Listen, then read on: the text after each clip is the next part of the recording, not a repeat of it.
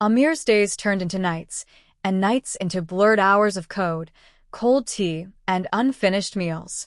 His small rented room had no luxury, just a second-hand desk, an old laptop, and a pinboard filled with ideas that only he believed in. He'd wake up before sunrise to meet a delivery deadline, take odd freelance gigs designing websites for shopkeepers who barely paid him, and in between he built. His project, Bazaar-Ease, a digital tool for small-town merchants, was still just a skeleton, but it was his heartbeat. Sarah noticed the change. He wasn't as present anymore. Their long calls turned short. He forgot dinner plans, missed her friend's birthday, slept through good morning texts. She started to pull away. Whenever they did talk, she'd ask, "So, how much did you make this week?" He'd try to smile. "Not much, but I learned a lot. I built a module that can—" She cut in. "Amir, learning won't pay rent." He paused. Not because she was wrong, but because it stung. Every rupee he earned, every unpaid overtime hour, every small client who ghosted him, it all added up to exhaustion. But he wasn't doing it to prove anything to the world. He was doing it for a future he believed in. One where Sarah was part of the picture. Once he sent her a screenshot of a prototype. She responded after hours. "Nice. But when will you stop chasing things that don't pay?" That night, Amir sat quietly in front of his laptop, the screen glowing blue in the darkness. Her words echoed louder than the fan in the room. Things that don't pay. She had begun calling his dream a waste of time. Sarah wasn't cruel. She just didn't understand what it meant to build from the ground up. In her world, failure wasn't a step. It was a stop sign. Meanwhile, in Amir's world, failure was just unpaid tuition for eventual success. One evening, while she was out with her friends at a trendy cafe, he was fixing a buggy checkout system for a client who promised to refer him to others. That payment never came. When she asked what he did all day, he casually mentioned he worked 16 hours and got ghosted. She laughed, not out of mockery, but disbelief. "You work like a machine and get paid like a joke." "Seriously, Amir, when will you wake up?" Amir had always believed in possibilities, not the kind that came gift-wrapped, but the kind that had to be dug out with bruised hands and sleepless nights. He was a dreamer in a small town where dreams were often mocked, especially if they didn't come with a steady paycheck or a government job. But he didn't care. He had a vision of owning his own software company, of creating something that would matter. And he had talent too, not the loud, obvious kind, but a quiet brilliance in the way he solved problems, in the way he learned fast and worked faster. And then there was Sarah, elegant, confident, raised in a home where comfort came easy. They met at a mutual friend's wedding. Amir, with his unpolished charm and humble clothes, somehow caught her attention. She liked the way he spoke about life, not just the present, but the future. He made her laugh. He made her feel important. And most of all, he made her curious. But Sarah wasn't a dreamer. She was practical, raised to believe that life was best lived within boundaries, with safety nets. Her father had spent decades building a business. Her mother had ensured she never had to worry about bills. Sarah wasn't spoiled, but she had never tasted struggle either. At first, Amir's passion fascinated her. He talked about innovation, about starting a tech solution firm for small businesses, about changing how rural markets operated with software. She smiled, nodded, even encouraged him. But deep inside, a voice whispered, "What if he never makes it?" When friends asked her what he did, she hesitated. "He's working on a startup," she'd say, eyes darting away. They'd smile politely. "Oh." So, no stable job yet. She hated how that sounded. But it was true. Amir didn't have a real job. He freelanced, coded all night, sometimes skipped meals to save up for software licenses. It wasn't glamorous. Sarah began to feel conflicted. She liked him, or maybe she liked the idea of him, his kindness, his attention, his hopeful spirit. But she also liked comfort, and he didn't come with any. Her friends started to plant seeds. "Why waste your time? Love doesn't pay the bills." "Are you sure he's not just chasing a fantasy?" She never said it out loud, but slowly, doubt became her default emotion. Amir, too focused on building, didn't see the shift. Or maybe he did, but pretended not to. He believed love would be enough. That if he made it big, she'd be proud. That one day, when his company stood tall, she'd be by his side, the girl who stood with him when he had nothing. To the outside world, Sarah looked like the supportive girlfriend, the kind every struggling man dreams of. At weddings and family dinners, she smiled beside Amir, held his hand like a trophy, and introduced him as, "My boyfriend, Amir. He's building his own tech company." People were impressed. Wow, that's ambitious. Startups are the future. She basked in the glow of borrowed admiration. She posted selfies with captions like, "Power couple in the making laptop computer red heart," or photos of his workspace with "so proud of my genius nerd face." But behind those filtered images was a very different truth. At brunch with her friends, the smile faded. "Ugh, he's still stuck in that thing," she said one day, rolling her eyes. "Like, seriously, who builds an app for shopkeepers? He won't even listen when I tell him to do something stable." Her friends nodded, half listening, half scrolling. "You deserve someone already established," one of them said. "He's cute, but love doesn't fill gas tanks." Sarah laughed, but deep down, even she didn't know why she was still with him. Maybe it was the attention he gave her, how he remembered little things, how he made her feel seen even when the world overlooked her. Maybe it was the hope that someday he'd actually succeed and she could say, "I was there from the start." But the truth? She didn't want to be there at the start. She just wanted to be there at the top. Amir, on the other hand, saw the world through his love-blinded eyes. He thought she was proud of him. Her posts, her words at parties, her supportive texts, they all looked like loyalty. He didn't know she deleted a comment from a friend that said, "You sure you want to build a future with a guy who hasn't built anything yet?" He didn't know she once said, "I feel like his mother, not his partner.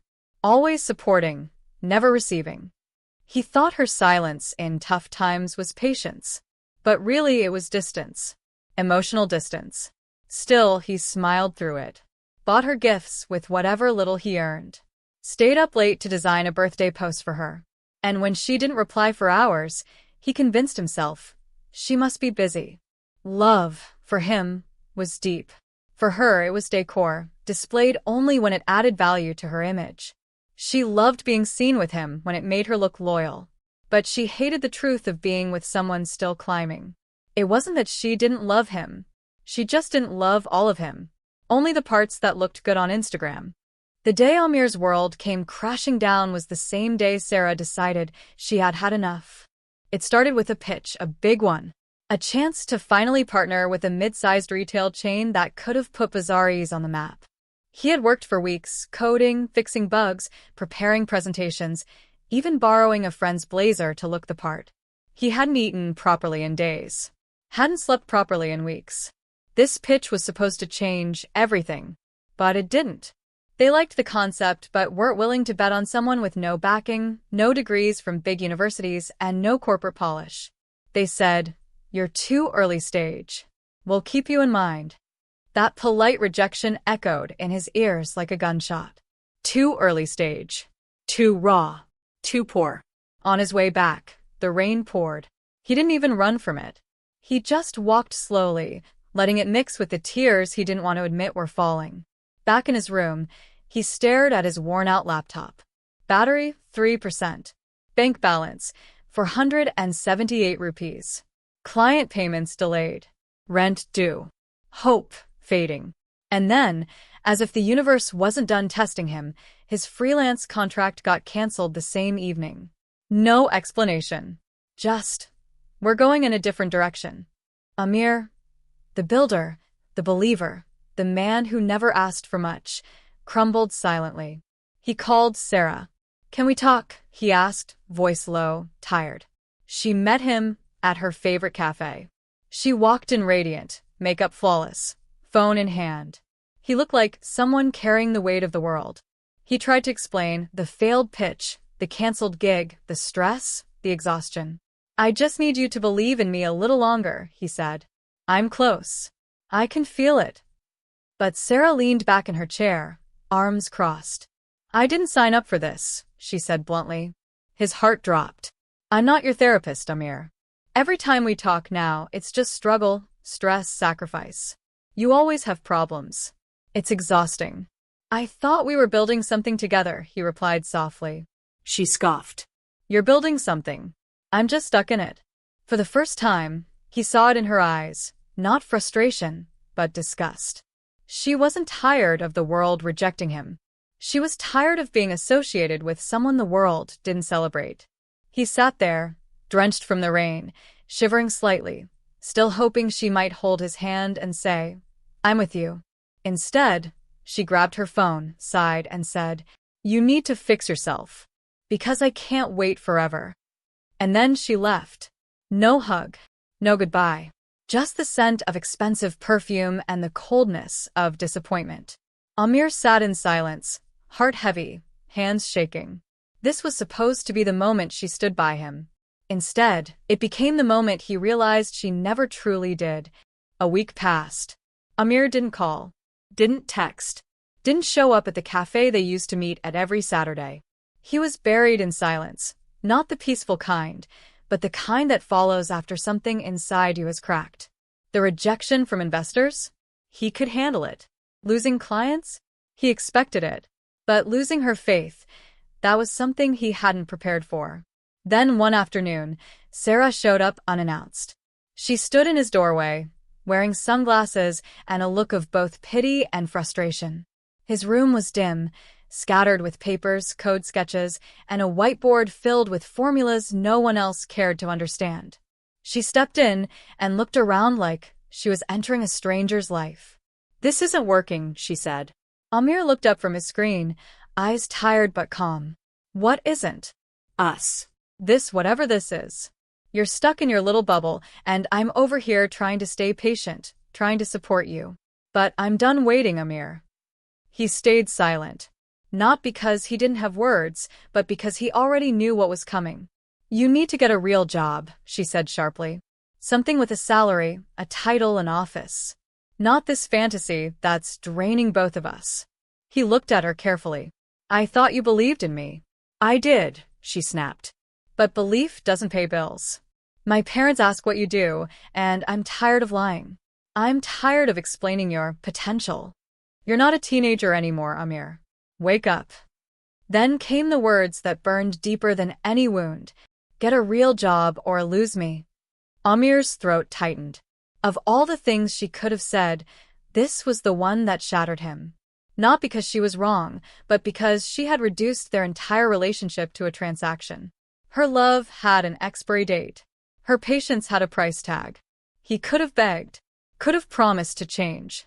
But instead, he stared at her, not with anger, but realization. All this time, he thought he was building for them. But the truth was, she was only staying for the version of him that hadn't even arrived yet. He whispered, So that's what I am to you? A delay? A project with a deadline? Sarah crossed her arms. No. You're a man with potential, wasting time chasing something no one else believes in. He nodded slowly, as if accepting a quiet truth. And then, for the first time in the relationship, he said no. No, he replied. I won't take a job just to be enough for you. I'd rather lose you than lose myself. She looked stunned. She expected resistance, pleading, maybe even desperation. But not dignity. Not a calm, confident man choosing his struggle over her condition. She left that day, slamming the door behind her. And Amir? He sat down, opened his laptop, and typed through his tears. Because for the first time, he wasn't building for approval. He was building for himself. The silence that followed Sarah's exit wasn't quiet. It roared. Days melted into nights, and nights into long, breathless hours that smelled like cheap instant noodles, stale coffee, and broken hopes.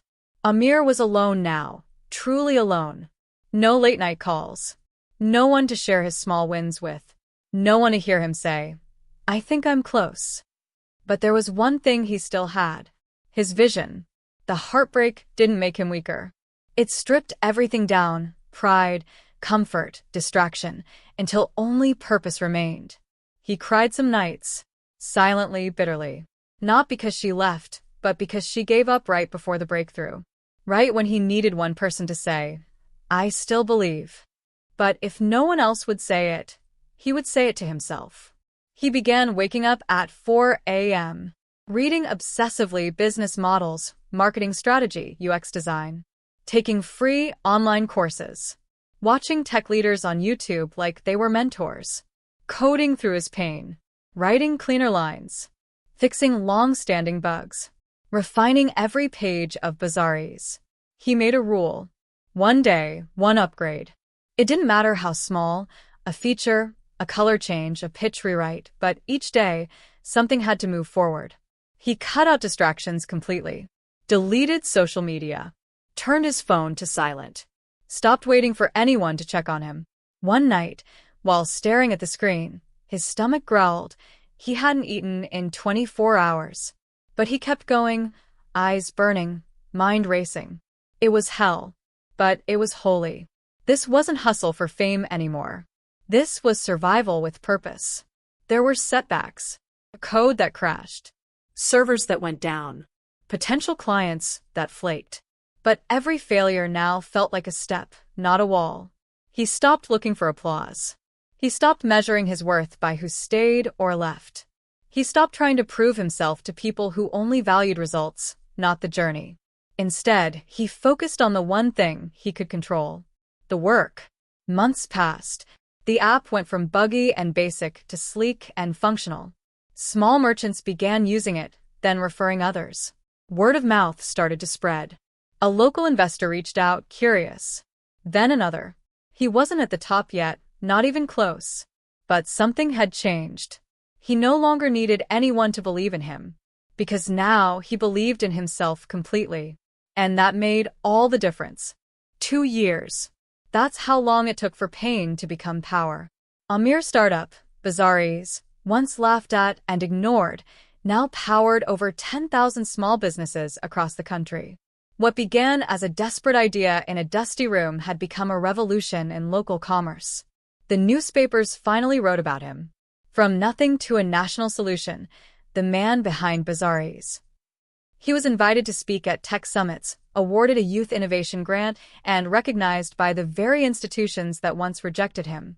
But behind the spotlight, he hadn't forgotten the shadows. He still remembered the sleepless nights, the taste of rejection, the echo of her voice. Get a real job or lose me. He didn't have to choose anymore. He got both, success and clarity. On the day his company signed a major partnership with a national retail chain, the same one that once turned him down, he stood on stage as the youngest CEO in the room. Crowds clapped. Cameras flashed. Applause thundered. But there was one person missing. Sarah. She had left long ago, before the funding, the press, the growth. Before he had anything to offer except vision and devotion. She wasn't there to see the app banners in marketplaces.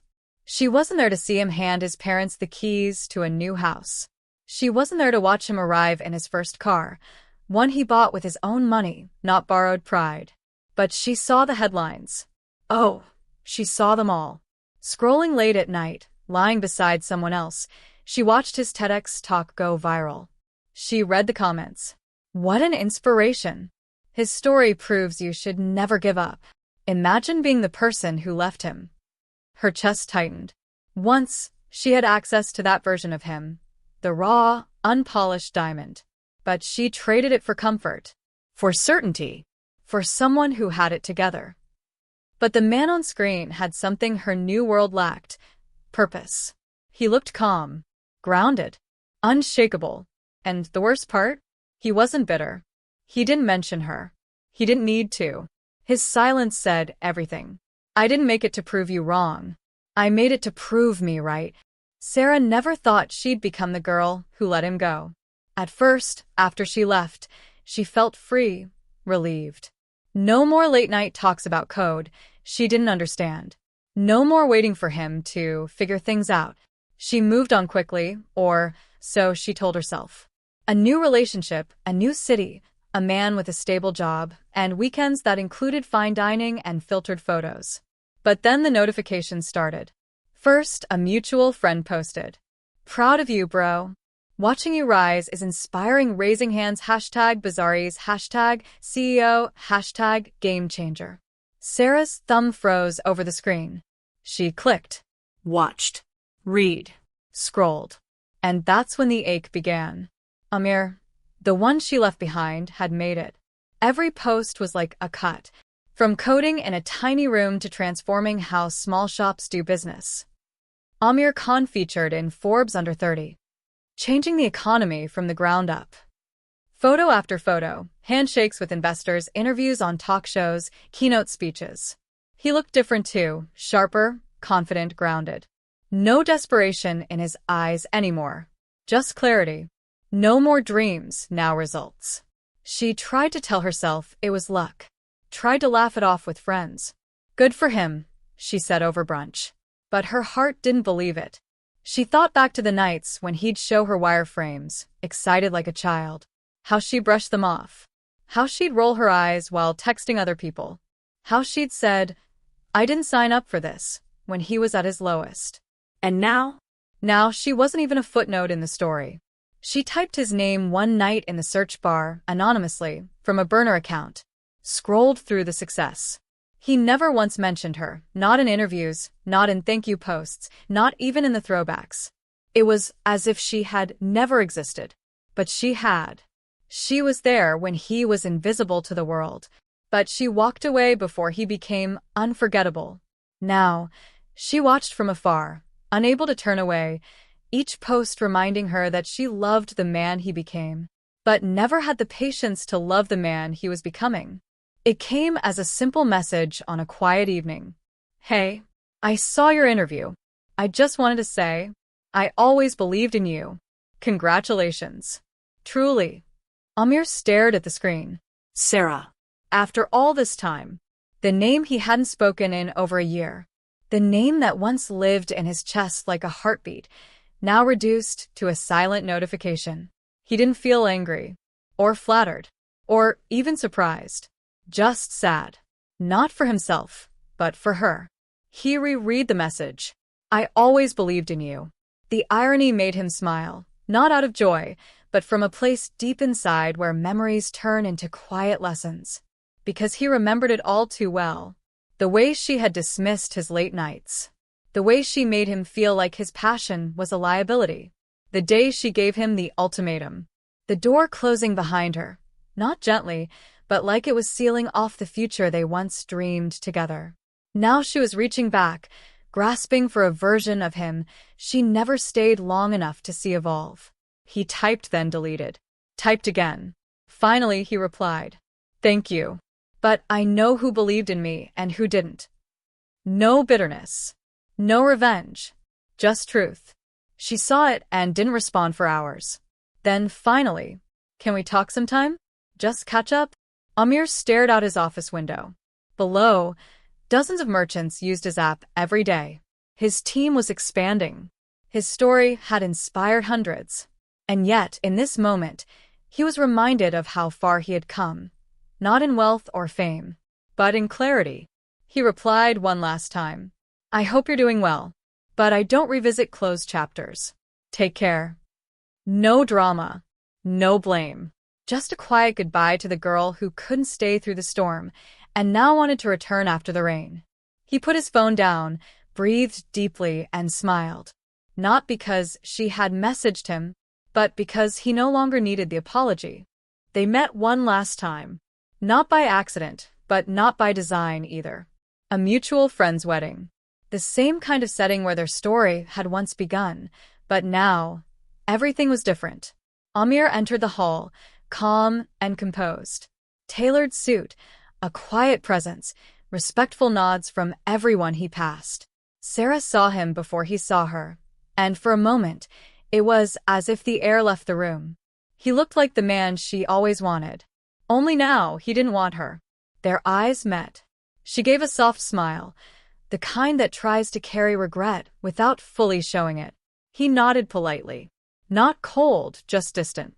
Later, she found a moment to speak to him alone, near the garden, away from the noise. "I meant what I said," she began. I always saw something in you. I was just scared. He didn't interrupt, didn't argue, didn't flinch. I know I left when I shouldn't have, she continued. But you have to believe me, I never stopped caring. Maybe we could talk again? Catch up properly. Amir looked at her, really looked. Not the girl he once loved, not the woman who had walked away, but a reflection of a lesson. And then, softly, he replied, You loved the shine but never the storm. I need someone who stands in both. No malice, no shame, just truth, the kind that ends things with grace. Sarah lowered her eyes, her smile fading. He wasn't punishing her. He had simply outgrown her. Because what once broke him now built him. What once made him question his worth had now confirmed it. Amir turned to leave. Not with anger, not with pride, but with peace. He didn't walk away from her. He walked toward a life where love wasn't conditional on success, where the one standing next to him would clap when he won, but hold his hand tighter when he failed. As he disappeared into the crowd, she stood alone, not just at the wedding, but in the story she no longer belonged to. She had loved the destination, but never signed up for the journey. And Amir? He finally understood. The right one will never make you choose between your dream and their love.